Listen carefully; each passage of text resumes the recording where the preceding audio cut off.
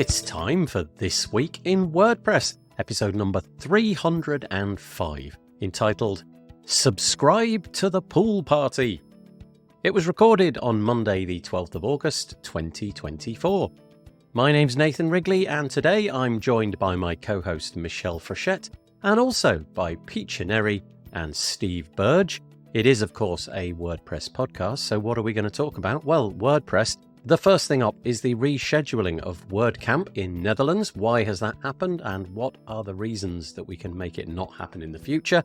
There's also an option in the future, hopefully, for WordPress events to have a small but hopefully meaningful advertising budget.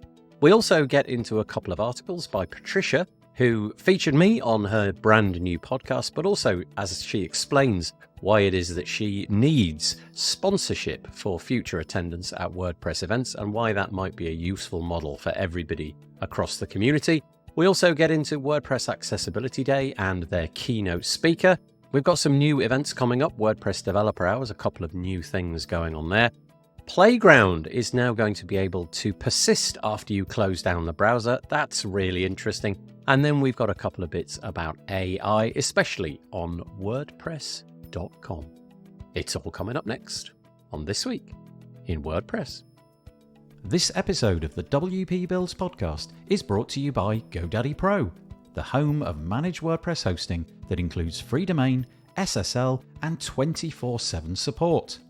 Bundle that with the Hub by GoDaddy Pro to unlock more free benefits to manage multiple sites in one place, invoice clients, and get 30% off new purchases.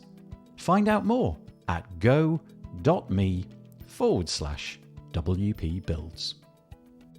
And by Bluehost. Redefine your web hosting experience with Bluehost Cloud. Managed WordPress hosting that comes with lightning-fast websites, 100% network uptime, and 24/7 priority support. With Bluehost Cloud, the possibilities are out of this world. Experience it today at bluehost.com/cloud. And by Omnisend. Do you sell your stuff online? Then meet Omnisend. Yes, that Omnisend. The email and SMS tool that helps you make $73 for every dollar spent. The one that's so good, it's almost boring. Hate the excitement of roller coaster sales? Prefer a steady line going up? Try Omnisend today at omnisend.com. Good morning, good afternoon, good evening, depending on where you are in the world. It is This Week in WordPress. It's number 305. In the UK, we're in full school holiday mode. And so there are children everywhere in this place. And I have to sort of like lock myself away and shut doors and ask people to be quiet. And I don't know what it's like where you are. Maybe the school holidays are finished, but the heat is on in the UK. And this is a new feature in my life. I have a fan. And occasionally I'm going to have to put this fan on because it is actually warm in the UK, which is, it's happened once in my lifetime. And it's today. So if this comes on, my t-shirt starts to blow around like that. There you go. Well, no. you know what's going on, and if the mic noise gets a bit like, then you know what's going on. But happy to have you all with us. It is, like I said, number 305, joined by three fabulous guests. Let's firstly start over there with Michelle Frechette, and I'll be very careful to get this right. Michelle joins us so frequently that she's been classified as a co-host. And very pleased that that's the case. And thank you for joining us once more, Michelle. How are you doing? My pleasure. I'm good, thank you. How are you? Yeah, really nice. Michelle has the biography as follows. And I think we figured out where my errors were coming from now. I put it in a certain place, and now you know where to update it. So I don't know if this is fixed. Okay, hopefully this is the new, updated, accurate version of Michelle's introduction. Here we go. Michelle Frechette is the Director of Community Engagement for Stellar WP at Liquid Web. In addition to her work at Stellar WP, Michelle is the podcast barista over at WPCoffeeTalk.com, co-founder of underrepresentedintech.com, creator of WPSpeakers.com, and also WPCareerPages.com. She is also the executive director at poststatus.com, co-host of WP Motivate, which is a podcast, host of the WP Constellations podcast. It's incredible. Author and frequent organizer and speaker at WordPress events. She lives outside Rochester, New York, where she's an avid nature photographer. And the final URL, actually not the final URL. We've got a new one, which we'll talk about later. But that's for later. The final one for now is Meet Michelle online, which I guess is more your personal stuff, right?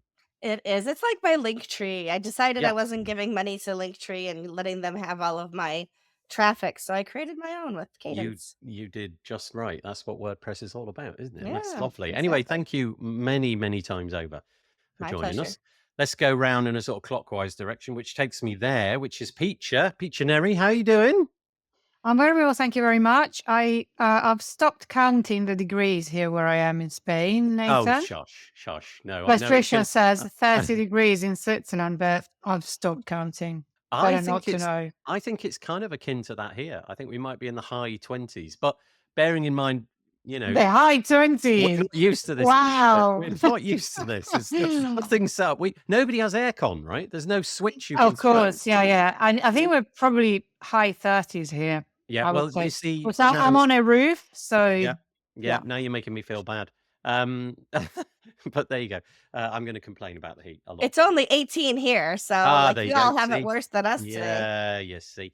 We'll get to the comments in a moment, but Peach is joining us, obviously, from Spain, and I'll read out the biography. Here we go. Peacher Neri is a UX and accessible design lead, consultant, and speaker, empowering digital product owners to win on the web. I like that phrase. Thank you. Empowering digital owners to win on the web by putting users at the center. She loves educating product managers, designers, and developers on the best UI and UX, plus accessibility practices via workshops, courses, and talks in 3 languages. That's showing off. I don't know why I said that. I like it. I'm going to have to take it out. It's showing off. All right. Own it. Yeah, exactly. If you can do it, own it. Yeah. Peach's current main focus is on balancing creativity and accessibility without sacrificing either. Let me guess what your 3 languages are, right? I mean, obviously, one of them's going to be English. The other one's going to be Spanish. I'm going to guess Italian. But I mean, really, have you got ESP? I mean, amazing. I know. I'm so what with me being Italian, incredible powers of deduction. Or in extraordinary, really. I need to add to my biography clairvoyant tendencies. Clairvoyant, yeah, absolutely. Okay, so we've had one from across the pond. We've had another one in Europe. We're back across the pond, although his accent makes you believe that he might be in Europe, because it's Steve Burge, who's originally from the UK and is now he's flown the nest and he's over in the US. Where are you in the US, Steve? Florida. It's like the South of Spain. Yeah, okay. So it's hot there, I'm guessing, as well. Honestly, I wish I'd never opened my mouth about the heat now. Where in Florida, though? Just south of Tampa. Okay. And it's just like the South of Spain, and that it's full of British people here. Is that right? Is that where a lot of... You are one? Yeah. Yes. Yeah. Okay. So are there lots of like fish and chip places and stuff like that? Yeah. Oh, really?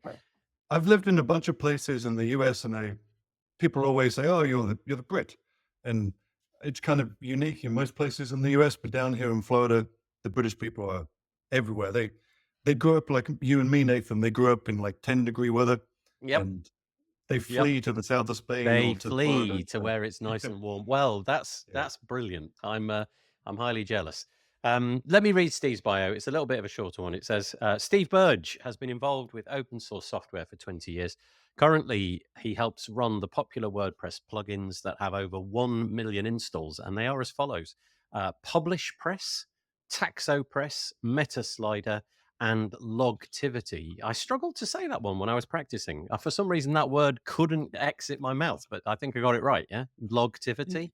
Yeah, that one, we may need to rebrand it. I saw someone say that if you have more than 3 syllables in your company's brand name, then you may need to consider rebranding. Okay. Some of them, like Coca-Cola, you can get away with, but Logtivity 4. Yeah. Okay. Yeah. All right. Logity. What about Logity? You could do that. Something like that. Yeah. Yeah. Okay. If by the way you end up using that, there is a fee. Let's. But there are exceptions. Stella, Yeah, So, okay. Yeah, and that's WP builds. So WP build. Yeah, that's As soon clever. as you add WP to anything, you may as Yeah, well just hang it up, right? WP. Yeah, you've immediately gained 4 with 2 letters. That's no good. Okay, well, there's our panel for today. We're going to talk about the WordPress news and bits and pieces in a moment. Our focus is to just shine a light on a few choice stories that either me or the panel thought was interesting from the previous week. I've never done this, but it occurred to me, or maybe I've done it once. It occurred to me that I should say something like and subscribe. Do that YouTube Smash thing. that Yeah, button. do that. Hit the bell. Go and smash a thing. No, if you enjoy this content, you want to be notified about it. The only reason I said that is because I subscribed the other day and I got an email just now, and I'm like, oh, is that what it is? Is that what actually happens? I'm such a Luddite when it comes to YouTube. Wait, you subscribed to your own channel finally? Is that what I just heard? Yeah. I've never subscribed to it before because I know what's coming up. I don't need to do it. But now I realize that you get an email. That's the point, right? That's why everybody says it. So anyway, like and subscribe if you're watching this. I'd really appreciate that. Right, let's go to the comments and see who's here. We have somebody called Adam S, who's saying hi. Very nice to see you. I'm going to ignore the ones from the panelists mainly, so I can see, for example, that Peach has said something there. Patricia, you're coming up next, Patricia. 30 degrees wherever Patricia is at the moment. I think you said Switzerland. Yeah, thought so. I don't know what that one means. Greetings on WP Builds. That means about the Peter's weather report. That's what Patricia was doing. Okay, got it. Right. Okay, Peter's weather report is about to come up. But we're also joined by Cameron, who joins us from the other side of the planet. Can I have some of your temperature over here, please? Oh, okay, he's cold. Okay. Well, there you go. Look, he's got a little cold icon. No, sadly, Cameron, I'm enjoying the heat to some extent. You're going to get your turn in about 6 months' time, and it'll be lovely. Peter Ingersoll, as always, having a beautiful morning here in Connecticut. 20 degrees centigrade, 68 with clear skies and lower humidity. Tim Nash from just over the Pennines there, from a grey and chilly Yorkshire. Well, I'll tell you what, it's not the same Yorkshire I'm in, Tim. So there. I got blue skies and heat. Sorry about that. Thunder and lightning this morning. Honestly, we could do the whole thing as weather, couldn't we? I don't know what happened here. Tim Nash, I'm from Yorkshire, but I can't speak English, says Tim. Cameron, again, Florida man joins WP Bill's podcast. Chaos ensues. What is this Florida man thing? I hear it a bit, but I don't get it. Brilliant. It's brilliant. What is it? Is it like somebody that's not that bright or something? It's that in Florida, anything that can be done by a person that's absolutely insane gets done by somebody who's native to Florida. And so okay. Just if you just put Florida man and then a date in the browser, just see what comes out. It's so much fun. Do you want me to actually do that now? See what happens? Okay. It'll be things like someone opens the back gate to their house, lets an alligator into the swimming pool and breeds as a pet. That's what I was thinking. We need a video bomb by your pet alligator, Steve. Oh, there's a Florida Man website. It's floridaman.com, as you'd expect. We have the same thing here, but it's not to do with Florida Man. It's basically like local news. You know, you say something like "Man parks safely" would be the headline in our local paper because there's just nothing. Man, y'all live on the edge over there. yeah, exactly. Anyway, there we go. And a nice comment about, oh, crikey, Tim got in there quickly. The Publish Press website seems not to have one single bit. Oh, no, it's not. So that's a nice comment. Peaches loving the UI going on over there, which is really nice. And Tim, sadly, Peach, I'll just say this and then we're done. For bonus points, add the word gator to the end. Florida Man Gator. Okay, all right. I'll do that whilst Peacher says what she was going to say. I'm just going to say it's almost as if you came from the old publishing world, because that's the people who don't center text is what I thought when I looked at your website. That's part of the thinking. We aim at publishers, and having things aligned properly is a little throwing a little nugget to them. Go and check it out. Publishpress.com. It allows you to do all sorts of clever things inside the editor, especially if you've got a team, that kind of thing. Right. Okay. There we go. That's the main introductions. Firstly, thank you so much for making comments. If you want to do something like that, there's a few little bits that you might want to know. But can I find them? That's the question. Crikey, everything's moved around in this platform this week. They do this kind of thing, don't they? The first thing to do is to say this. If you are watching this and you want to share it with people, please do. That would be great. wpbuilds.com/live. If you're logged into Google, you can use the comments on the right of the box on desktop. If you're on a mobile, they'll be underneath the video. Or if you don't want to be logged into anything, you don't like Google or anything like that, the platform that we use, which is called Wave, it has an embedded chat in the video. So top right of the video, it says something like live chat on a black button. Click that and you don't need to be logged into anything. So that's kind of a nice way of doing it. Okay, so keep the comments coming. Let's get into the stuff from this week. The first thing to say is that if you want to subscribe to what we're doing, stick your email address in there and click subscribe, and then I will just spam the living heck out of you. That's not true. At least 2 emails a week related to actual content that we create.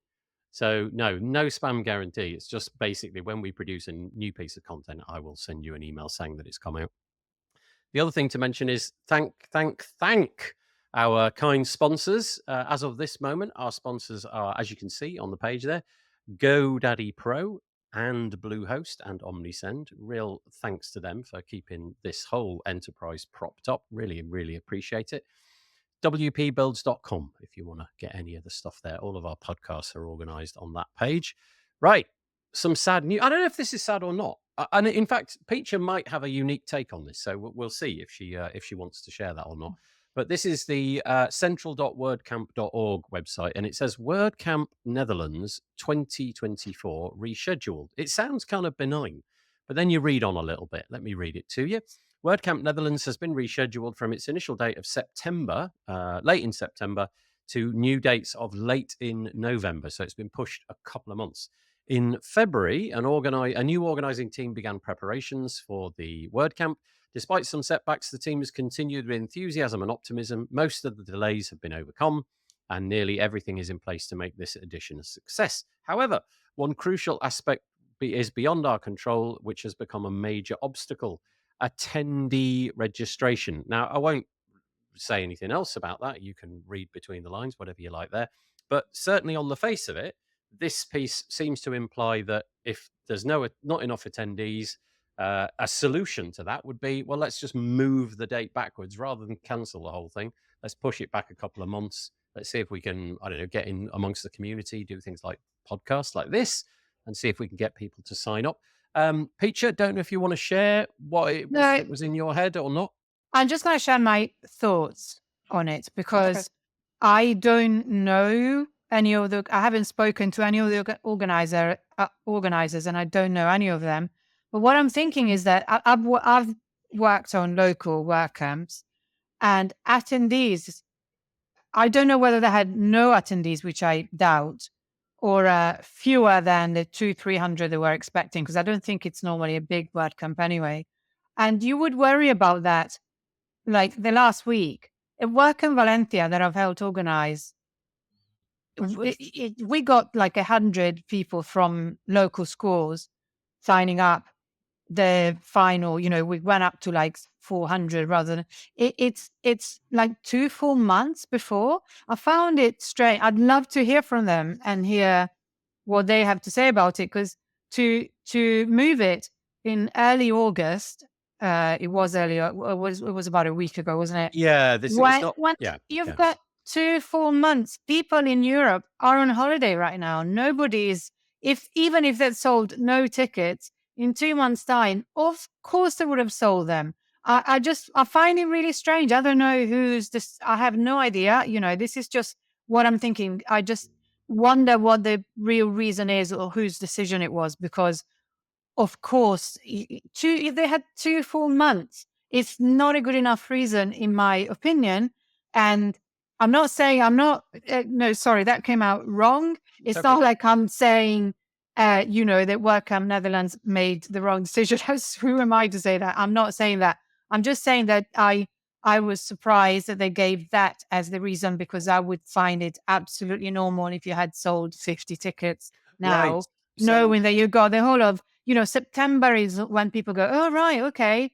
Yeah, WordCamp Netherlands, of course I want to go. And you would sell it out, I think, no problem. If there's anybody watching this who has any insights into that, it'd be really interesting, because that's a really good point, right? If it's got 2 months to go, but also in the article, I'll just pop it on the screen again so that anybody watching this can read it. It does make the point that, that they make the point fairly clearly that there was a new organizing team. So I wonder if perhaps some of the things which would have happened in a sort of domino effect from a previous, more experienced team, I wonder if some of those dominoes didn't fall. And so the whole thing, I don't know, maybe the marketing of it and what have you got pushed back a little bit. But you're right. That's curious, isn't it? With 2 months to go, you'd expect sales to sort of start to come in now. Really wouldn't be a worry. Yeah. So, okay. So Cameron said it's some sort of privacy. Oh, so this is Florida man. This is back a to Florida man. We're back to that. So Patricia, let's see if she's on message with what we're talking about right at the minute. I agree with Pecha, and people, at least in Europe, tend to buy their WordCamp tickets last minute anyway. So there we go. Hi, Corey. We'll be talking about you in a bit. I may have tipped him off. You may. Oh, okay, got it. Okay. Yeah. It's something about fonts. But okay. So that's Peaches' point of view. Anything, Michelle? Anything? So I have a lot of thoughts. Go for it. So I don't know about this camp in particular, so I'm not going to comment specifically on WordCamp Netherlands. But being a WordCamp mentor, and working with different sized organizations, and also being an organizer of WordCamp Rochester and Buffalo, I can say that our numbers have been trending down.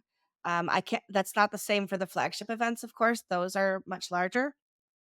But Rochester last year was about half the size it was prior to the pandemic. WordCamp Atlanta last year, I was their mentor, and they used to have about 500, and they had a little over 100. And it was not for lack of like getting the word out. It was not for lack of anything else. The team, it was a huge team. They were gung-ho, all of that. But it has been a struggle post-pandemic for local camps to build, and depending on the cost of your everything that goes into your camp. So if your venue is very expensive and you aren't able to pay for that, there might be issues. I don't know what's happening with that particular WordCamp. I just know that overall, it's been a struggle to try to raise the funds through ticket sales. Like you can't put on an event for 75 people in a place that holds 1,000 and expect that the costs are going to cover themselves. And this is not that situation, or might not be. But overall, it's been a struggle, and it's been one of those things that there's a lot of still online. Meetups have been difficult to get up and running again. And I know that we've been post-pandemic for quite a while yet, but COVID is still real. I've got it twice in the last 2 years, having attended WordCamps. And so I think that there's just a lot going on. I don't think we can point to just one thing in particular, but I think that there's just a lot that goes into it. And it sometimes is disappointing when you have to make that decision, or if that decision is being made for you. Again, I don't know, but my heart goes out to them, because I know that it's a struggle, and it's very difficult to have to postpone as well. Can I just say one thing though, that's all very true, Michelle, but it's true in the US. In Europe, it's, again, I don't know about everywhere in Europe, but I do know that in Spain last year, WordCamp Valencia 2023 was the biggest it ever was. WordCamps are happening all over the place again here. The meetups here, we've gone way above pandemic. We've got a bigger venue than we did before. And I know that the UK is still struggling. And I don't know enough about the Netherlands, but I'm quite good friends with people there who say that their meetups are going really well. So again, I don't know, but it's and I know that in Italy as well, it's going back to, there's quite a few local WordCamps that are happening. I mean, in Spain, I haven't counted them, but we're back to the usual, like a WordCamp a weekend almost, which is what happens in Spain. So again, it's only conjectures anyway, because we haven't spoken to any of them. But I think that each local reality is different. And I think that's what, So I mean, I don't know if people from WordCamp Netherlands can whatever. We feel for you. That's the thing, because surely it's disappointing to have to move it when you've been working on it for so long. Yeah. Steve, any thoughts? Oh, we used to have 3, 4 just in Florida alone every year. I think one year we even had 5 when WordCamp US or WordCampus, trying to pronounce that properly. The Education University WP campus. WP campus. There was Tampa, Miami, Orlando, Jacksonville, plus an extra WP campus event. That was probably the maximum that we hit down here in just one state. And now I can't remember the last time we had a WordCamp here in Florida. Definitely pre-pandemic. I think kind it's of very interesting US. that certainly in the UK. Oh, yeah, sorry. In the UK, it really has sort of nosedived and it hasn't really returned. So I think maybe we're mimicking more of the kind of the USA model there, or at least, maybe this Netherlands model. But it sounds like in Italy, and I think in Spain as well and Portugal, it seems to be sort of like on the up. Obviously, yeah, Spain is it's brilliant. yeah, but the Spanish community is always like famously vibrant, isn't it? There's just something in But the water Italy, over there.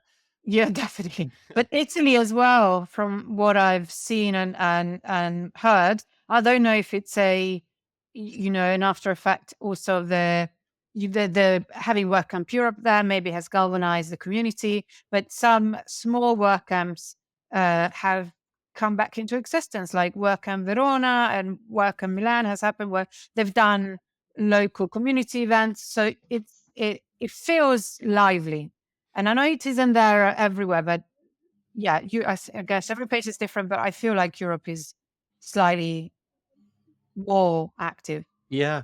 So anyway, if you were thinking of attending, I presume that if you bought a ticket already, the organisers will have been in touch or shortly will be in touch. Hopefully there won't be a load of, refunded tickets or return tickets because the date's no longer fit. But it's now moved to what would have been kind of a really pleasant time of the year in terms of the weather, late September, to something which is probably in the Netherlands at least going to be pretty darn cold and short nights and all of that kind of stuff. But anyway, that's what's happened. We'll await to see if there's any more news behind the scenes there about that we don't yet know about. So Tim Nash makes the point that he's really surprised that the venue was happy to move the event if low attendance was in fact the issue. Yeah, that's curious, isn't it?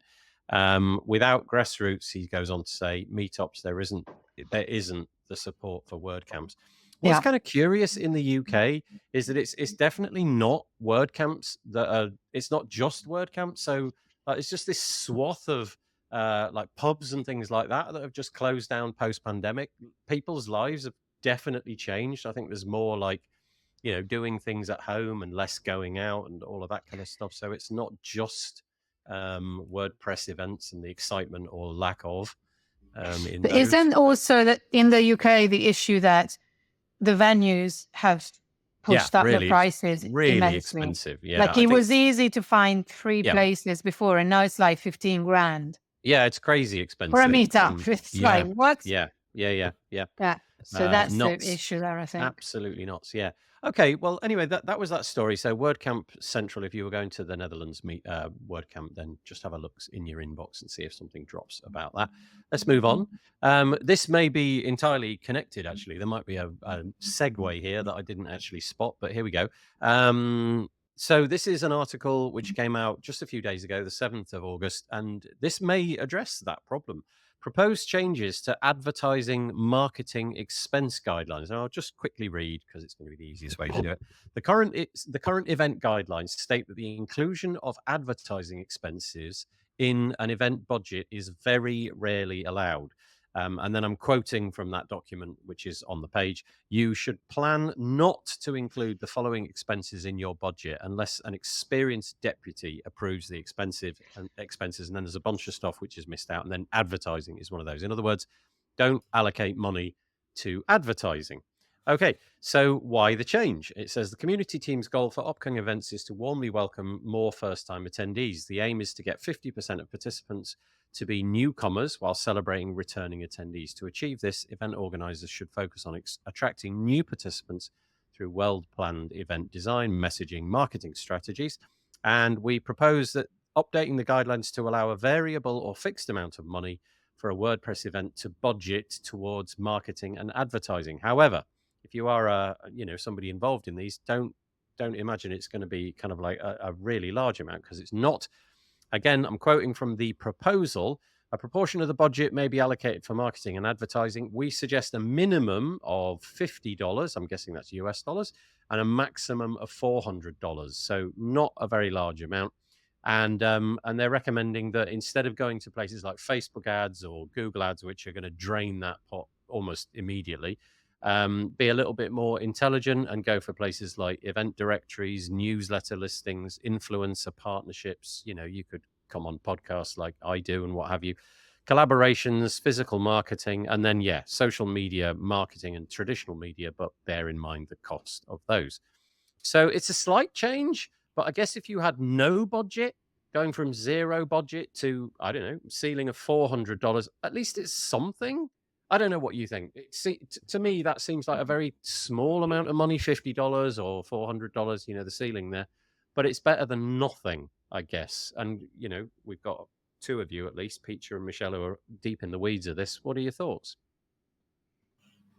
Peter, you go first. Okay, Peter first. Yeah. I don't know, because as far as $400 for each meetup, for each event. Yeah, I guess for each event. So I don't know if that means that if you've got like a monthly meetup, but also 400 was the absolute ceiling. I'm guessing that would be more constrained if it was, a monthly meetup. I don't know if it would be 400 for every single time you did it. Yeah. So I don't know enough about advertising. I know that when I've tried Facebook advertising, basically you have to spend a minimum. That's the minimum amount you spend on a monthly basis, and it would only be worth it if you keep spending that amount. It has to be constant, otherwise there's no point. I don't know if local advertising makes any sense, and I don't know how much that would cost. So I actually don't know about this one. I mean, it just seems to me like it's not very much anyway. I guess also if you've got a bunch of people on your team who haven't been that focused on marketing with money in the back pocket, you're going to have to upskill and learn those things, aren't you? So finding influencers and finding novel ways to do it, and it feels like reaching into your pocket to give the money to Google and Facebook is probably. It looks like they're really not suggesting that. That seems like the last thing they actually want that money to be spent on, more sort of organic or. I mean, Tim is saying that $400 is not. It's not even going to be enough to make it possible to track if it's making a difference. Yeah. Interesting. Yeah. Okay. So that was Tim Nash in the comments. Thanks, Tim. Andrew is also saying something interesting. Okay. So Andrew Palmer, thanks, Andrew, for joining us. He says basically WordPress didn't want to pay for advertising. The only place funds come from, I guess, is WordPress community support, who last year had a shortfall of 175,000, all from donations. And that's the commentary we've got at the moment. So, Peter, have you wrapped up? We'll take it to Michelle. Please. So I like the idea of it, right? That they're going to put some money behind helping us get more attendees, but it's just a drop in the pan as far as the amount of money. The fact that they even add traditional television and radio with a cap of $400 is laughable. Like, I can't buy a radio ad on the least listened to radio station in small Rochester, New York for $400. So it's just not really something that's accomplishable with that. Now, could I maybe run something in a small local paper? Yes, but nobody's reading paper anymore. So there's that as well. I really don't know where I would be able. And I'm imagining $400 would be for like WordCamp US, and $50 would be for WordCamp Rochester. And where would I put $50 in the local economy that would actually move the needle at all? And I love all the ideas and things like that, but this one just feels like Like when you're going to the store with your mom as a kid and you say, "Can I get a toy?" and she says, "We'll see." It feels like that placating kind of step to make you feel like, "Oh, look, we're doing something and it's going to be X number of hundreds of thousands of dollars across all of the events." And yet the smallest portion that you get, it's like a class action lawsuit. Like they're going to give you $75 million, but you as the individual user gets $1.52 and you can't even buy a cup of coffee. So Yeah, I guess if these events, it's hard, isn't it? Because we've had years of events which have totally run themselves on a voluntary basis, and they became the norm. And obviously, we discussed a minute ago about things like COVID and maybe decline in certain parts of the world in attendance. If you want those attendance numbers to grow again, maybe it does require some radical thinking, and paying for advertising is going to be part of it. But the numbers are so dramatically different from what we all know you'd need, unless you did something a bit more guerrilla. But trying to find the people who don't already attend these, I think, is the really difficult bit. Like, how do you discover the people who would attend a WordPress event who don't already follow that kind of thing? It's difficult, really, really difficult. Anyway, sorry, Steve. maybe your local colleges. Yeah, Maybe you yeah, could spend a yeah, little money at your local yeah, college, but yeah, yeah. Good point. sorry. And Steve, Steve, sorry, you've not had a I chance. didn't mean to put down newspapers, Steve. I just realized I hadn't. We've had a tiny bit of experience with this on the Drupal side. They did some advertising for their DrupalCon, and they had a very, very clear target audience. They wanted to hit more enterprise people. So I guess my question around this particular advertising is, do we have a target audience? Where would you advertise? Where would you actually go to reach these people? All of this seems quite unclear from these initial guidelines. And maybe they have something more specific in mind, but the actual blog post itself is quite unclear and hard to pass. Right, let me just raise a few comments here. So, I think, did we raise this one? Yeah, we did that one. So, Andrew's come back with another one. He said, if every meetup had $400, which I think we've realized it probably isn't that, it's more, more towards the other end. But anyway, if that number were the case, Andrew's done a quick bit of maths. $1.5 million would be the cost of that. Why not put money into a general advertising budget? And then actually, coincidentally, at more or less exactly the same moment, Tim suggested something similar. This is one of those times that actually a central pot would have more buying power. So what are you saying there, Tim and Andrew? Are you kind of saying that just advertising WordPress events on somewhere, and then when you're Probably. attracted by that, you would go to a website where you could then drill down into where you lived and see something geographically more targeted? So, like, But yeah. every ad you see is for .com, though. It isn't for any of the Yeah. self-hostedness Okay. of WordPress. Yeah. Interesting. And of course, you got things in the WP admin, but I'm guessing most people Wonder kind of, why that is. yeah. Just Yeah. .com. Okay. Wonder Yeah. why. We could digress, couldn't we? Into We could only guess. yeah. Yeah. Okay. So anyway, it is a change. Maybe it's the beginning of a change, and maybe there's now a realization that the money might need to be spent on those kind of things if we are going to attract, as it says, 50% of new people. It's kind of nice blue sky thinking, but we'll wait and see how that all transpires. Okay, I did have an article which I was going to raise all about the switch from Webflow to WordPress, but unless anybody's, because the time's moved on and we've done quite a bit on those two pieces, can I just skip that? Did either of you three have something specific to say about that? And if not, I'll just roll past it. Use WordPress, not Webflow. Yeah, okay, that's basically the takeaway, isn't it? Yeah, nice. I'll link to it in the show notes anyway. As with everything that we discussed today, it'll be in the show notes that you'll get if you hit that little email contact form that I shared at the beginning. Yeah, subscribe, hit the bell, that thing. Right, okay, so look, it's now Patricia. She's on the screen. So two pieces from Patricia. I'll get the slightly awkward bit out of the way first. I did a podcast episode with Patricia a couple of weeks ago. We recorded it. And nice new show. Always nice to have new shows in the WordPress space. You can find this at WP Mondo, Mondo, all as one word. And this is episode 3 of the podcast, and it's me. And you know, you just go there and have a listen if you want to hear anything coming out of my mouth, which Patricia, sadly, I think you've hit a loss leader there, but never mind. But she's got something a little bit more interesting over here. She said, why I decided not to ask for sponsorship for WordCamp EU. And this was one of those like narrative stories where you're reading it and you just warm to Patricia more and more as the article goes on. I'm going to just paraphrase it very briefly.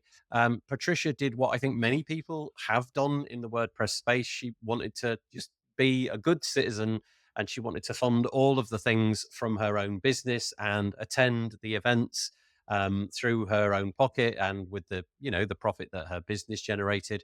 And actually, the contribution. So Patricia was one of the organizers of WordCamp Europe this year in Torino, and as you read through it, the requirements of that, at least for Patricia, were fairly substantial, including 3 trips to Torino. And if I'm right, Patricia, you're in Switzerland, so maybe not quite as far as me, for example, but nevertheless a sizable investment to go, and was quite would tell her friends that this was what was happening, and their friends would all be, what, and you're paying for it out of your own pocket? Yeah, I'm doing that. And you can imagine how that might go down. And so there's just the story of all of that and what's required, but then a sort of change of direction. I think Patricia, forgive me if I'm putting words in your mouth, Patricia, about this, change of direction, and would like to onboard sponsorships to continue the contributing work that Patricia's doing in the near future. It's patriciabt.com/blog, and this particular piece is called "Why I Decided Not to Ask for Sponsorship Before WordCamp EU." And then right about halfway down the page are some ways that if you want to help Patricia out, you can do that for other WordCamp events. And maybe it goes back to this piece a little bit. Are we just now living in a world where people are more aligned to doing things where there's I don't know, dare I say it, a profit motive? So, they want to attend a WordPress event, they want to get value out of it. Maybe the organizers are more interested in that. And in Patricia's case, you can't keep doing this stuff forever for nothing. You have to at some point realize that it's going to empty your wallet if you keep doing it forever. And anyway, there you go. There's Patricia's story, just paraphrased nicely. Anybody want to add to that? I'm Maybe- happy to.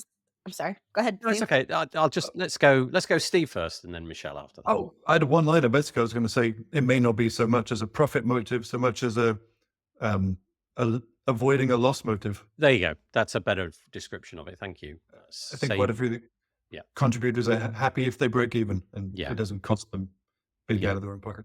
Exactly. I wouldn't call it profit. It's just like not ruining myself.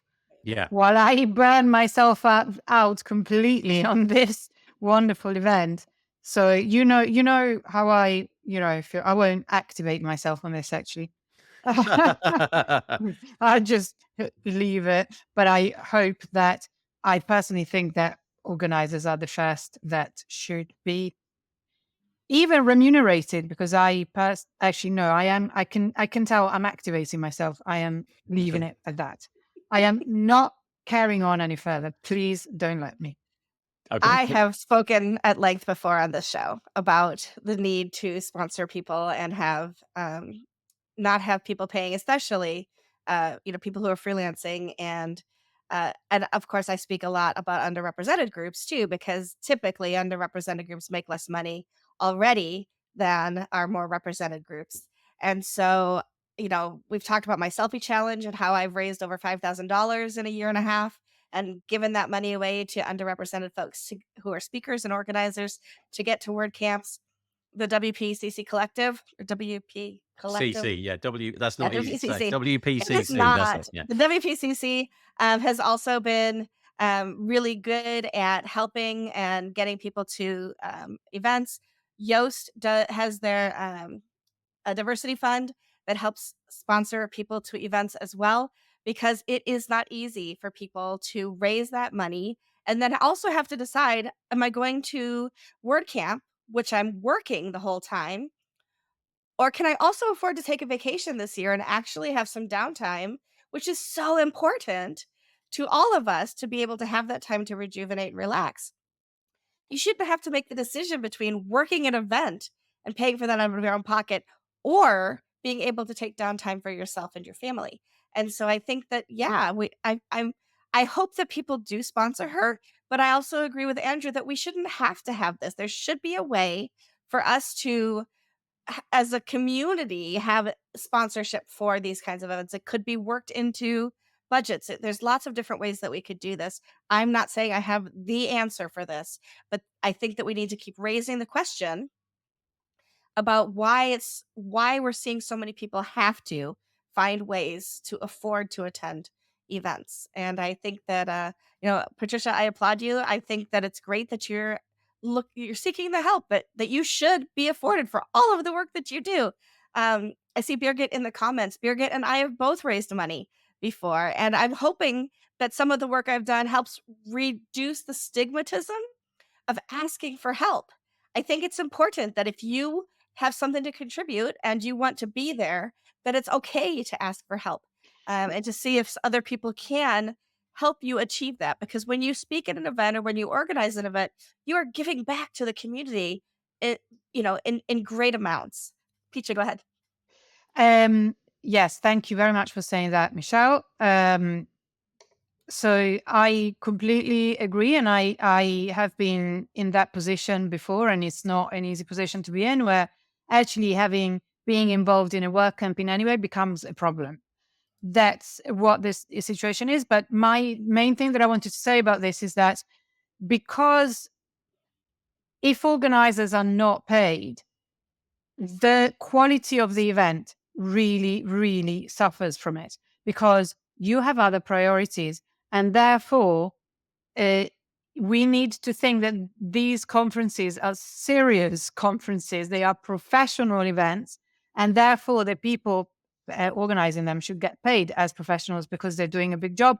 And if they did get paid, then maybe a lot of issues wouldn't happen that make WordCamps less feel, if you're involved with them in some ways, sometimes feel less professional than It other does. events. That's It, what yeah, I think. it does kind of feel that we are maybe approaching sort of a tipping point, or maybe, somebody has to grab this bull by the horns at some point, because it feels like this commentary gets louder and louder, and it gets repeated over and over again.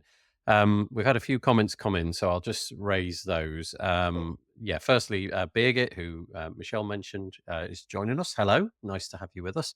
And Ali is saying, congratulations on the show. I'm presuming he's meaning the WP Mondo podcast, which we showed. Again, it'll all be linked in the show notes tomorrow. Right. So Andrew Palmer says he disagrees with this absolutely. I'm guessing he's disagreeing with the fact that you need to be a volunteer and there's no payment there. There is a way for the WordPress Foundation and WordPress community to support, to pay for contributors to attend. I'll carry on with Andrew for a moment. It is astounding that WordCamps do not remunerate organizers. He says he finds it astounding. Tim goes on to carry on. He says, I'm always amazed when folks say, I will see you at WordCamp US. Like, do you know how much it costs if you're a freelancer, let alone then working by organizing, speaking, and volunteering? Yeah, good point. And then Patricia herself jumps in. Thank you for mentioning it. Oh, nice. She says, by the way, got one sponsor now. I'll publish about them soon. They sponsor a quarter of my contributor time, and it's Theme Isle. So there you go. Hat tip to Theme Isle. Congratulations, Patricia. Yeah, that's awesome. that's totally all right to mention it. She says, Patricia says, I hope it's okay to mention that. Yeah, of course. That's absolutely brilliant. Well, so bravo for finding that. And let's hope more come your way. And then Birgit chimes in. Since over 10 years, I advocate for a kind of official contributor fund. So Birgit's been advocating for that for 10 years, but then says it's cricket. So there's been no comeback on that, I guess. Project leadership have said, and I'm quoting Birgit here, it's too complicated to set this up. And the current foundation is not set up as a fiscal host. Okay, friendly web guy. I can never remember who this is. Somebody help me out. Who is this? Anyway, it would be nice to see 0.5 of 5 for the future funds go towards funding of this type of travel. Oh, that's interesting. So make it a slice of the 5 for the future pot. Crikey, yeah, that's interesting. Andrew Palmer said here. I don't know exactly which sentence he was saying it about. And Patricia's coming back to friendly web guy saying there is no 5 for the future funds for reasons mentioned by Big. It's private funding between sponsors and contributing. Crikey, this has generated interest, doesn't it? Organising speakers should be paid, says Cameron Jones. That's where I'll leave it, because otherwise I will join Peacher in ranting. Okay, so lots of commentary about that. What I'm getting, the sense of what I'm getting is we can't keep doing what we're doing and expect the events to be of a high quality and to make everybody happy. And maybe this is some sort of systemic thing which has been able to happen for the last 21 years, but maybe the ground is shifting and it needs to be changed. And the comments just keep coming in. Oh, it's Dave Gray. Thank you. Of course it's Dave. It's Dave Gray. Brilliant. Thank you for that. I appreciate it. Okay, there's that. Does anybody want to carry on? That seems like the hot topic of this week, but we can move on if we're ready. I think we're ready. Okay, great. All right. Let us do just that then. So this is a piece that Michelle brought to my attention this week. We've mentioned it a few times on this show, and it's getting closer and closer. WordPress Accessibility Day 2024. You can find it at 2024. So the character, the numbers, the numerals, 2024.wpaccessibility.day. And looks like we've got somebody, Lainey Feingold. I confess I don't know Lainey. Tell us about this. This is a keynote speaker, right? She's the keynote speaker, and she is a disability rights lawyer, author, and an international speaker. So we're very excited to have her join us for WP Accessibility Day, which is October 9th and 10th. It's a 24-hour event, all live and free to attend. Registration will be opening very soon.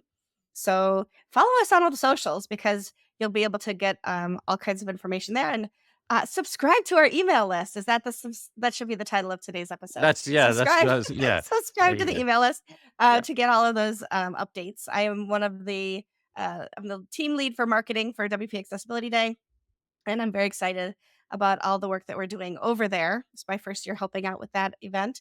But yeah, it looks to be great, and she is a dynamic person. So the presentation that is going to be presented, according to this, is entitled "Accessibility is a Civil Right: The Digital Accessibility Legal Landscape for the WordPress Community." I always think this whole accessibility thing, which is right now one of the hot topics, isn't it? You know, some things come and go, and accessibility seems to be having its real moment in the spotlight. I always feel it kind of breaks down into two areas, one of which is kind of just that moral thing, to do the right thing because it's the right thing to do. And then there's the other side, which is the legal thing, which is you do it because you now have to do it. If you can't summon up the morals to do it, then the carrot and stick, here comes the stick. And having somebody who actually knows what they're on about, a lawyer, specifically an accessibility related lawyer, that's gold. That's really cool. So that's and we're going to start to see in the next 18 months some really strict rules coming out of the EU regarding accessibility as well. So it's really important to kind of pay attention to what's going on. And this free event is a great way to do that. Yeah, I think it's June 2025. What is it? The EA, the European Accessibility Act, the EAA. 28 June 2025. But the European Accessibility Act is actually a directive. It's sort of a benchmark guidance as to what each member state needs to do about it, and then each member state issues legislation. And some countries already have. Germany, Ireland, I'm pretty sure Spain as well have already done this. And I mean, in Ireland, you get the maximum fine, I think, is 60,000 euros, which you might say for a big company is not that much. But the CEO can go to prison.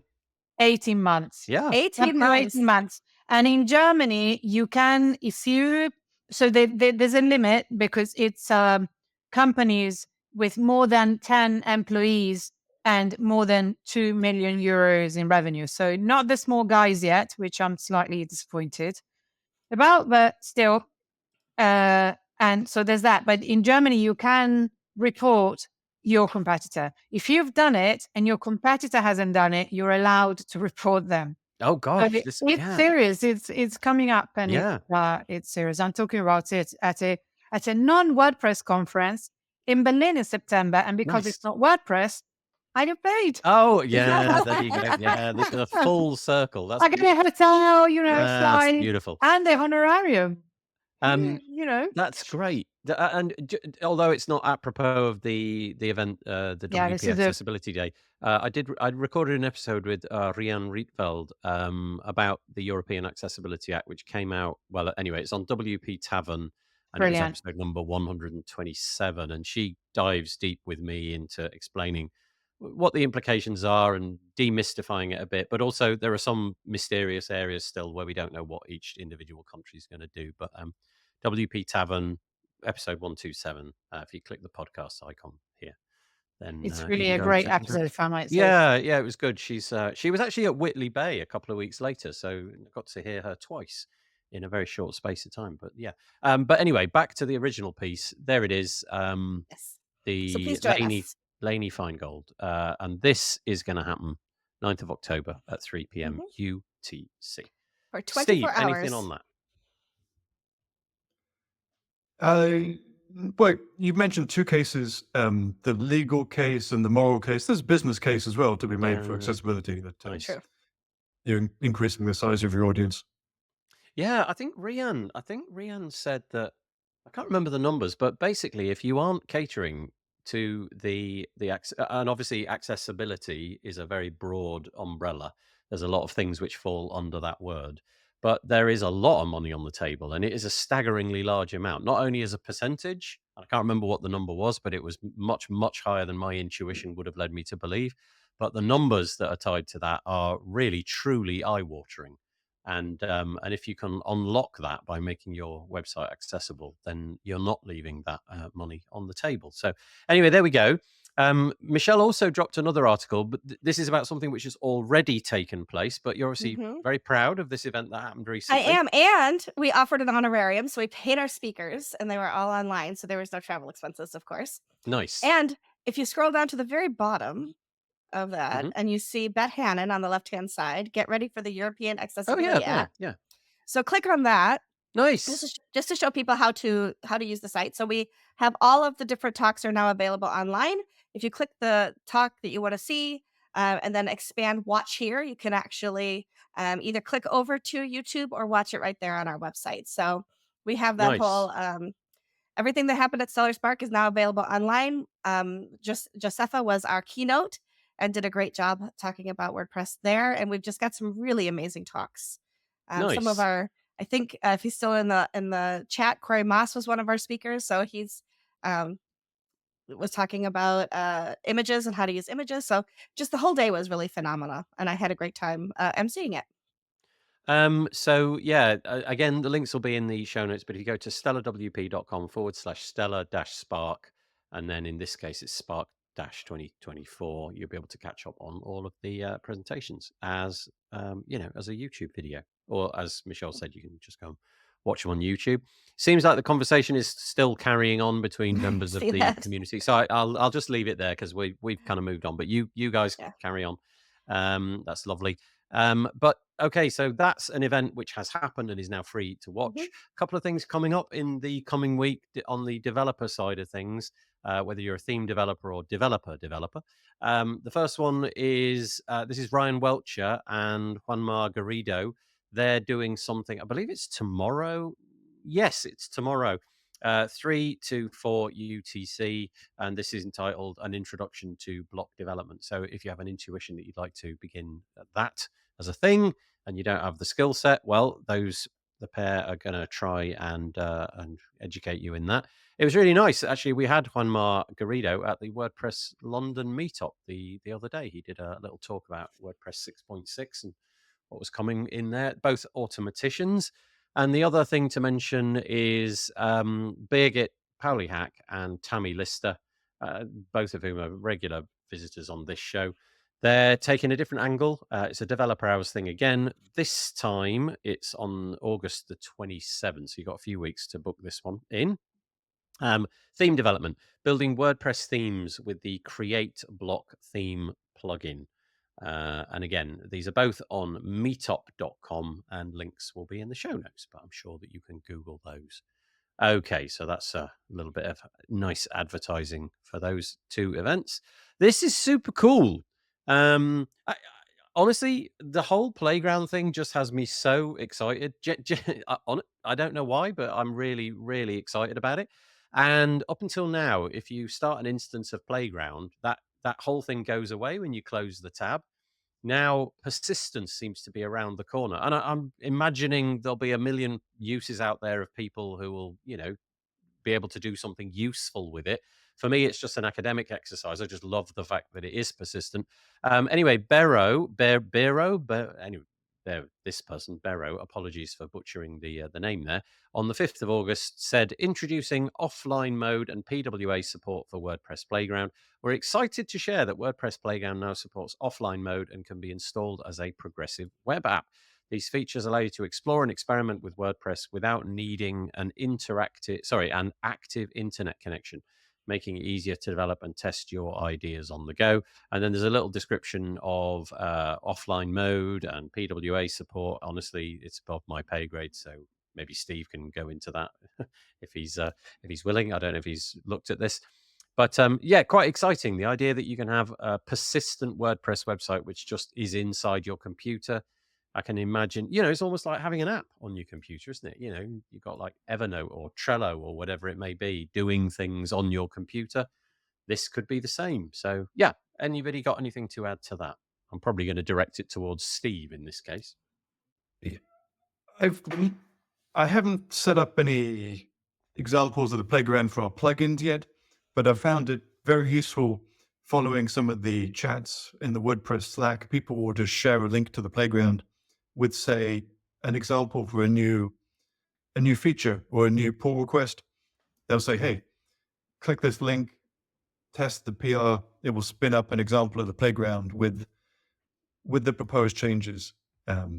It seems like quite a flexible product that they're using the playground to help people communicate what's going on with development, to show examples of plugins, of themes.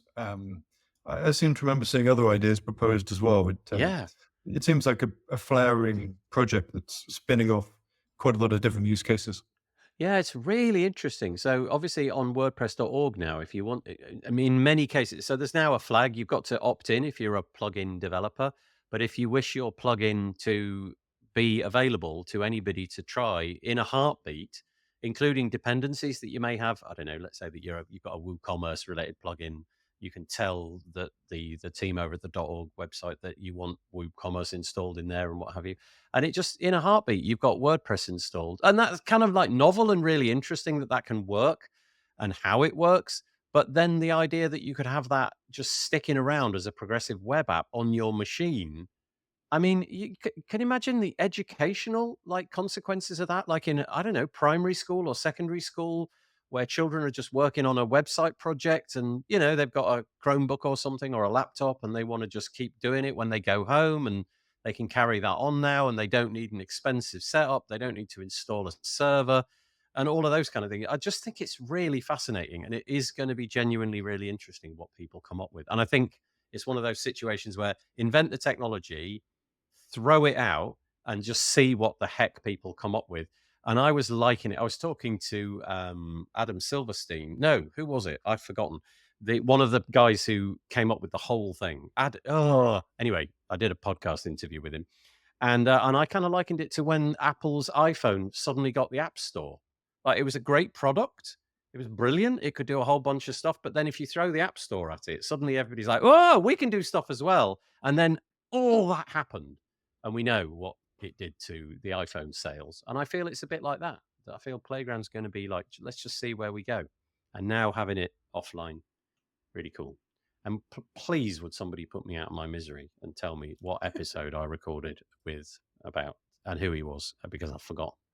And I'm really embarrassed that I've forgotten that person's name. Sorry. Okay, testing plugins and trying out themes seems like an option to Elliot. He's also saying Playground is really useful for testing plugins before you buy. Yeah, right. How cool is that? And I'm guessing that, the commercial plugins, you could have your own examples of them. So, Steve, you could sell your commercial plugins and issue a button to allow everybody to look at the commercial version you've got and so on. I think you may have to fork it or do some other work. Yeah, you would. Your commercial plugin. Yeah. Yep. You wouldn't be able to do it on the .org side, but you could certainly have your own example set up on your own website. So anyway, that's really cool. And there are some limitations, like, for example, you can't change the PHP number, but it's all a bit, it's a bit technical for this show. Peacher? Michelle? People are helping out in the chat again, I think. Oh, thank you. Adam Zelinsky. Oh, yeah, of course. Yeah. Thank you so much. I don't know why Silverstein came out of my mouth. I think he's a Googler to do with like web optimization and performance and things like that. So thank you so much, Elliot. It was indeed. It was Adam Zelensky, and it was episode number 122. Brilliant. I've just crowdsourced my brain. This is great. Who needs to remember anything when you've got an Elliot in your life? Yeah. Well, who needs to? Yeah. Have you not noticed? Has that happened to you just in life in general? Is that you've all the time basically given your brain out to your mobile phone and your Google Calendar and stuff like that, so you don't need to remember it anymore? And because you don't need to remember it anymore, you don't make the effort to remember it anymore. Do you know what I mean? I don't know anybody's phone number except my daughter. No. And I was very proud that I used to know people's phone numbers, and now it's just now you just click the icon. I don't know what their phone number is. Yeah. Anyway, there we go. Let us move on. So I don't know where this is going to land with the .org community, which is basically what this podcast is about, but this is something coming to .com, and I imagine that the Jetpack nature of it will mean that it's available to Jetpack users. I don't know. Did somebody just want to say something then? It sounded like somebody took a breath to start. I just was laughing at the next comment. Oh, okay. Shall I do that quickly first? Yes. Thank you. Yeah. Yeah, you're right. Yeah. Thanks. He tweeted that he was going to be late with the dad jokes, but man, did he come through in spades once he did. Wait, hang on. You see, that could be true. I have no idea. Tim Nash says you owe me 100 quid from last week. Do I? Is that actually a thing? I don't think I do. Worth a try. His next comment says it was worth a try. Yeah. God, brilliant. Yeah. Sorry. Yeah. I don't have any comments about this article. Yeah. Okay. So WordPress.com has issued, and I guess it's part of Jetpack. I'm not entirely sure. Is it? Can anybody see Jetpack anywhere? Anyway, unfortunately, the video is not working anymore. But what they've done is they've built into their AI offering the option to click a button. So this is for something that you've already written. Obviously, that could, I guess, be AI conceived text, but also it could be your own text. And then it will highlight areas where it thinks you could make improvements. And obviously, caveat emptor, it's an AI. It's going to screw things up a little bit. But you can see on this here a little bit. So, for example, it will show suggestions for complex words, and then it will underline that in a certain color, so you know what you're targeting there. Sentences which are overly long, again, you can see this one in purple. Apologies if you're listening to this, but basically text is underlined in a certain color. And unconfident words, which I thought was a really weird one, but then they show you an example. So it might be starting a sentence, for example, with probably, instead of saying that it's definitely or something like that. And then you can get the AI to kind of fix it up. I don't know if it's something that I'd ever use, but again, it's just like the evolution of these AIs and how they're going. So it will measure readability. It will tell you about long-winded sentences. It will try to boost your confidence and simplify your vocabulary, and so on. So anyway, there it is. Maybe it'll come to Jetpack. I don't know. Over to you guys if you've got any commentary about this. Maybe there's a better rival service. I don't know, but I've not seen anything quite like this. I think quite a lot of these AI use cases become almost like table stakes that you have to have them. I mean, Google Docs has had something like this for years, even Microsoft Word. There's lots of free tools out there like this, Hemingway, Grammarly. Grammarly, that's it. Yeah. It's interesting to find the AI use cases which are more powerful. But good on WordPress.com for adding something like this. It's not groundbreaking, but it's kind of like the baseline that people expect these days. Yeah. Is to have one of these writing advice tools.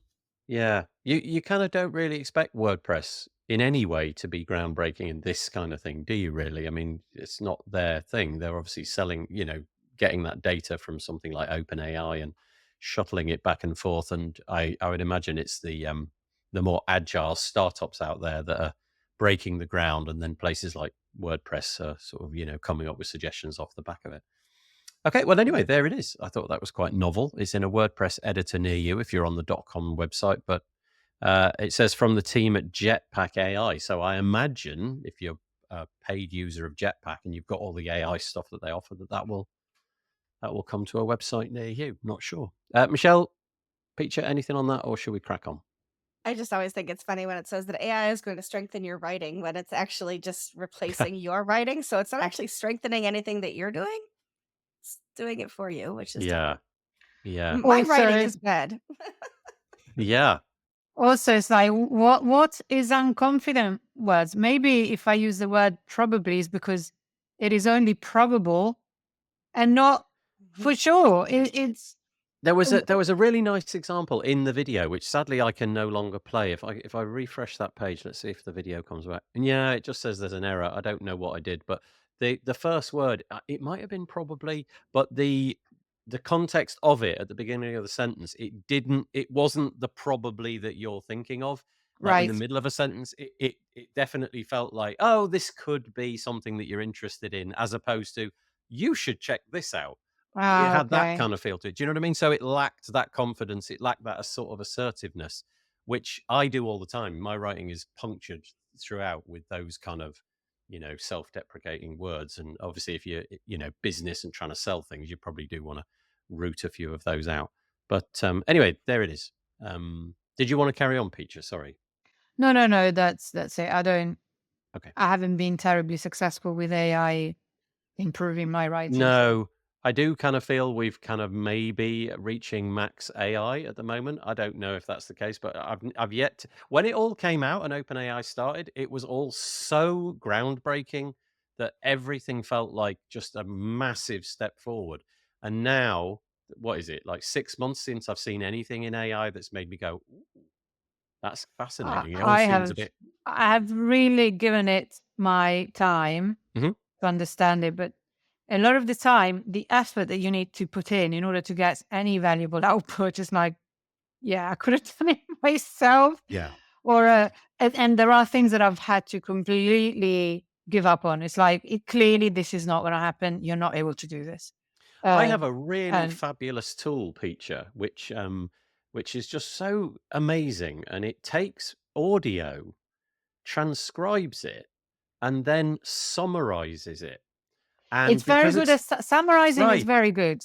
because it's working Summarizing is just on very that good. corpus of information. It's not trying to gather facts from the internet. It's just working on the 45 minutes of text you gave it. I mean, it's shot through with like, name errors, like spelling errors and stuff like that. But basically, if you give it the text of a podcast, it's pretty good, No, summarizing is brilliant. I Mm, actually got the best use I got out of Chat GPT was to help me with a possible legal case. It was brilliant with that. I was like, oh my God. So it has good uses, but not, I think, proper creative uses because also it's only ever regurgitating things that someone else has said. So if you yeah. got anything really original to say, it's not going to come from ChatGPT. It can't because it doesn't have the lived experience. But anyway, once again, we could go down this We could. off on a tangent. Yeah, Yeah, yeah. Okay. definitely. I'll just raise this. Steve found an article which maybe explains the whole story a little bit better. It's on TechCrunch and it's called Automatic Launches AI Writing Tool that aims to make WordPress blogs more readable and succinct. So you can find that was published on the 7th of August. Something else that's new, and again in the realm of AI, see, Segway Central today. What the heck? Is a new AI feature by Yost. It is called Yost AI Optimize, and it was released just the other day. I haven't had time to delve into it, but I'll just read you their little potted story about it. It says, receive AI-powered suggestions to optimize your existing copy, and I guess that's quite an important sentence, existing copy for SEO in one click. And it says that the AI-powered suggests edits for your posts and pages. You get flexible results, starting with AI generated features, then you adjust it to fit your requirements, and so on and so forth. And then there are also some gotchas about, whoa dear, about the different bits and pieces that it can't do. Yoast AI Optimize, like all other AI features currently in beta, this means you may experience limitations. But yeah, we have Yoast. We have Taco very frequently on the show, and I like to feature the stuff that Yoast as a platform are doing. So anyway, there you go. You can go and check it out if you've got a subscription to them. More AI goodness. And let's just go here quickly. I had a podcast episode with Kyle Van Duzen. He is the person behind the admin bar, and I just wanted to raise that. Kyle and I chatted about this, which is a little bit older now, but we managed to surface it just a few weeks ago, and it was a survey that he did of about 1,144 roughly, specifically WordPress freelancers, about all the different bits and pieces. So if you're into that kind of content, we've got that for you. And okay, so I don't know if Corey Mass is still in the comments, but if he is, this is believe he is. intriguing. Michelle Mhm. put this in our shared show notes, and I okay, this is big. I feel big. Michelle, what's going on? This is called IPA, or the Independent Plugin Alliance. By the way, IPA, I don't know if you know, in the UK, IPA stands for like a type of beer, India Yes. Pale Ale. And Yes. okay. Yeah. Yes. Okay. That is Tell us what not it is. What is the That is accidental. not it. Okay. It's not accidental. We did it on purpose. So the idea is, as you know, or you may know, so Corey Moss and Corey Miller, started last year developing OMG IMG, which is a plugin to work with open graphed images and to create your open graph images for any blog posts and, actually any images on your website. And as we turn into this year, they brought me on to help with marketing, and we have continued the live podcast, live stream on Tuesdays with me and Corey Moss, talking about ways that a small plugin like OMG IMG could start to build clientele and subscriptions, like smash the button, kind of stuff, right? So we've been talking about that, and it is not a free plugin; it is just a premium plugin. And Cameron's like, now I'm interested, and Corey says, me too. So what we've been talking over the last few weeks is, wouldn't it be nice if we didn't have to spend a lot of money to try to build? Because when you're first starting out with a plugin, you're pretty much bootstrapping, and you're trying to figure out ways for people to start to follow you and learn about what you're doing. But you're not alone in that, because there are lots of other plugin companies that are doing that same idea, that same thing, even if they've been around for a little while, trying to kind of gain ground and build that clientele. So we started talking about, wouldn't it be great if we did something like an end of summer sale, like a WP pool party kind of idea, where I splash water on WS Form and WS Form splashes water, and do this all through social media to try to like kind of boost each other up. And that like comment kind of went from there to, I wonder if we could do something a little more organized. And Corey Moss said, we could build some kind of a directory, but kind of like a craft idea, like craft beer does, right? Like, so you're kind of bootstrapping, you're scrappy, you're trying to get that. And so we started talking about like pool parties WP, and like trying to figure out different ways to have a website that we can start to build a directory. And we leaned into that craft beer IPA kind of thing. And then we started with IPA WP, and then we had to figure out what the IPA stood for. And so we came up with the Independent Plugin Alliance. And we now have 17 entries into, we just launched this last week live while we were building the website on the podcast. And it will look better, we promise. It'll have a better, I made that logo in Canva as we talked. So the logo's going to be better. The website's going to be better. It's all going to be better. But we already have 17 plugin companies that are interested in joining and doing some co-opted marketing, so that we can keep things very inexpensive to try to help each other build our clientele and get the word out about what we do. I hope I said that right. Corey, jump in the comments and say if I missed anything. Yeah, I've got some questions around this then. So, Yeah. I don't know why I read it this way, but for some reason, when I saw that word independent, my head went open. I read that as like open plugin alliance almost. But I could have misheard you.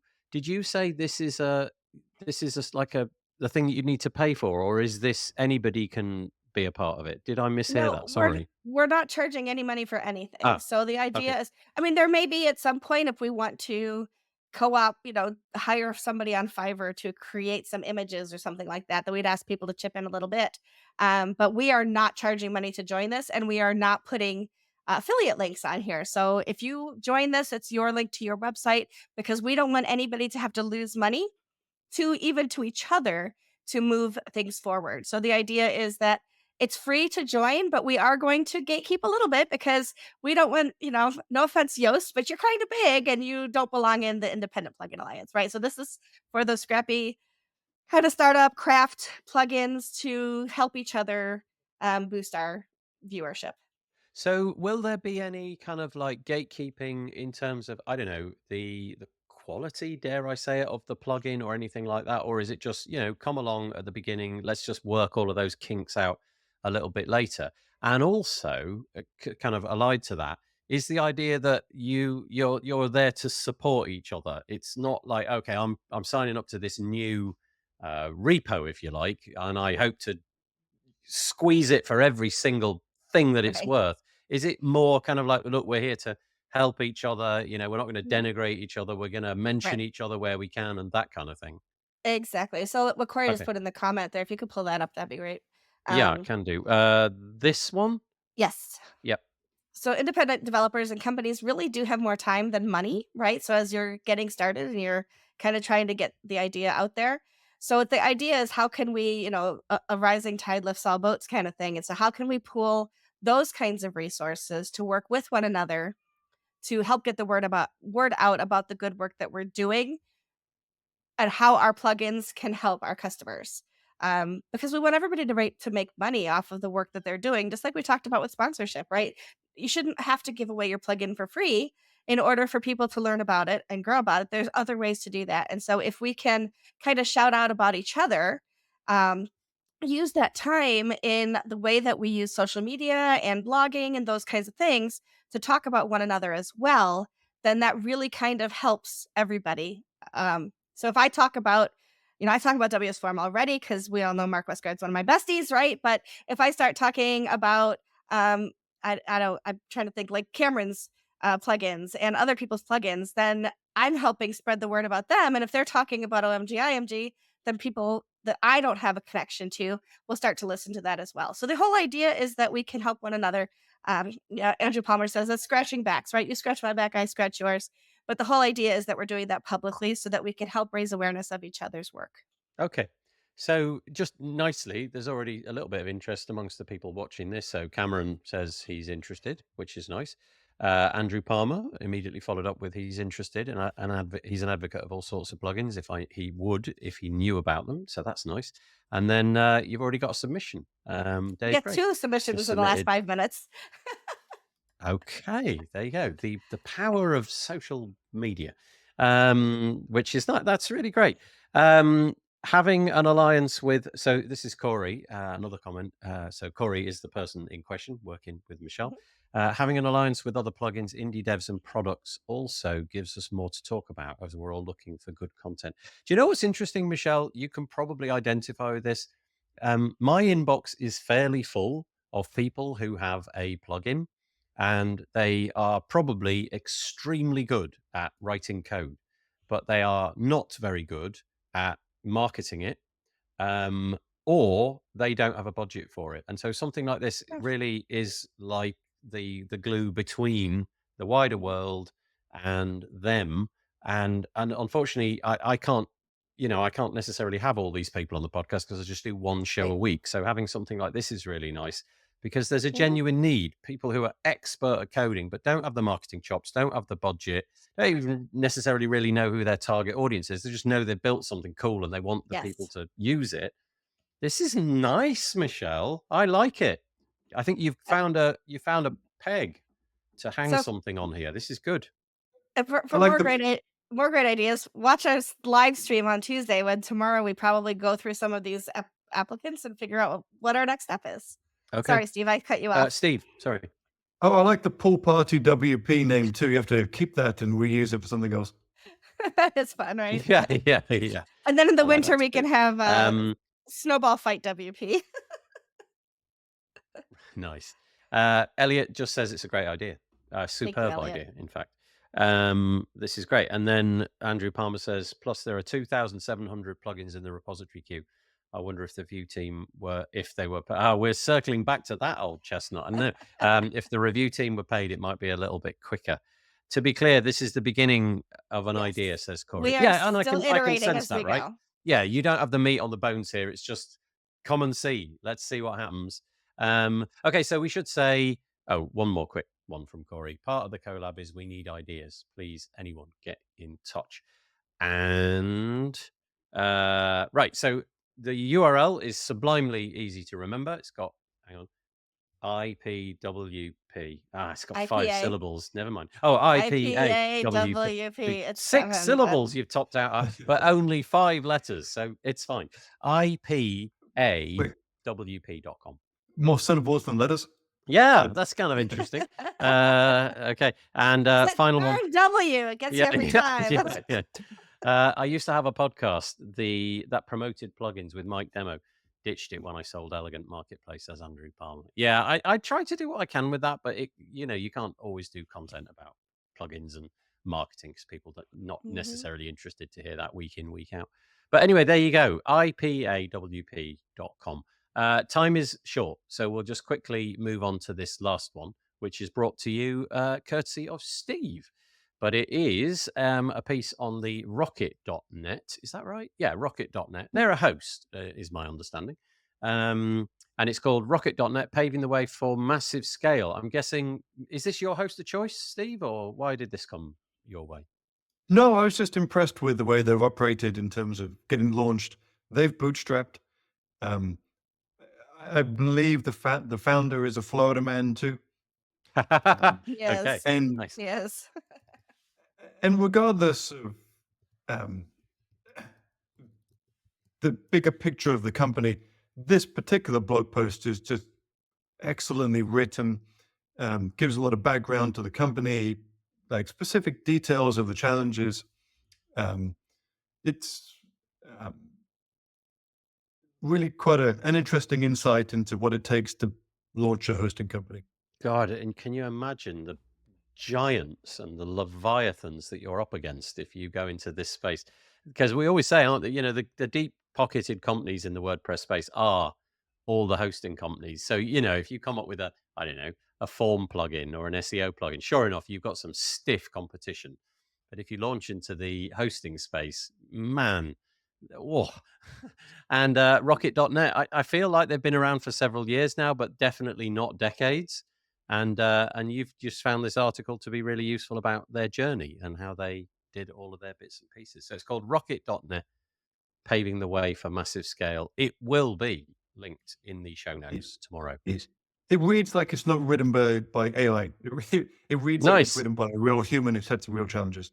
Yeah, nice. Okay. Yeah. So having that whole challenges that you faced in the narrative, that's always really nice as well, isn't it? Not just admitting we were successful from day one, we're great, but saying we had problems and it didn't work out. Yeah, all of that's really, really nice. So there we go, and that's it. 3 hours. Well, sorry, at 3:29 p.m. in the UK, 1 hour 29 on the podcast. That's perfect. We've done it, and the comments keep coming. Oh, yeah. I haven't really. Yeah, we need to come up with the title. Somebody did suggest one, but I failed to write it down. What did you say earlier? Somebody said one. It's gone. Did have one. Oh my goodness. Yeah, it's all right. I'll come. Oh, subscribed. That's what it was. Oh yeah, about. let's just call it subscribe. We could call this Pool Party WP. Pool Party. Pool Party. Let's call it that. Pool Party subscribe. Subscribe to the Pool Party. It'll be something along those lines. None of our titles have any context to what is actually in them. And it's kind of interesting because of that. So thank you for all of your comments. I really appreciate it. Thanks, Corey. He's just saying he's thanking us for mentioning it. That's really nice. And before we go, the slightly humiliating hand wave that we always do. So if you wouldn't mind giving it your best shot with the hand. Oh, look at Peacher. She got him in there. I'm trying to maximize the hand there. Perfect. I'll get a screenshot of that and stick it on the post. We will be back next. Oh, will we be back next week? I think I might have an unexpected holiday, Nick. I don't know. We'll see. I've actually forgotten, but there is going to be a missing episode at some point in August, but maybe it won't be next week. Hopefully we'll be back next week for episode 305. Thank you to co-host Michelle, and thank you to our guests, Steve Burge and Pete Chineri. Really A pleasure as ever. Yeah, thank Anytime. you. You have a nice day, and we will see you next week, hopefully. Bye. Bye. Bye. Bye bye.